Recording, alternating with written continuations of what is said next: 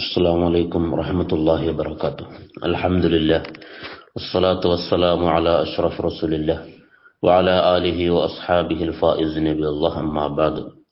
وعن أنس رضي الله عنه قال قال رسول الله صلى الله عليه وسلم: إذا استحلت أمتي خمسا فعليهم الدمار، إذا ظهر التلاعن وشربوا الخمور ولبسوا الحرير واتخذوا القيان واقتفى الرجال بالرجال والنساء بالنساء. റവാഹുൽ ബൈഹഖി.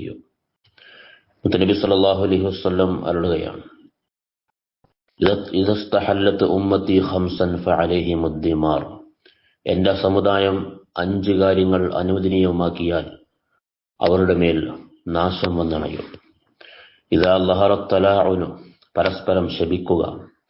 വശരിബുൽ ഖുമൂറ, മദ്യപാനം വ്യാപിക്കുക.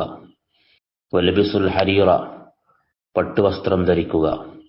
വത്തഖദുൽ ഖിയാന, നർത്തകിമാർ നൃത്തം ചെയ്യുക, അവരുടെ സംഗീതവും നൃത്തവും ആസ്വദിക്കുക. വഖ്തഫൽ റിജാലു ബിർ റിജാലി വന്നിസാഉ ബിന്നിസാഇ, വികാര പൂർത്തീകരണത്തിന് പുരുഷൻ പുരുഷനെയും സ്ത്രീ സ്ത്രീയെയും സമീപിക്കുക, സ്വർഗ സംഭോഗം അധികരിക്കുക.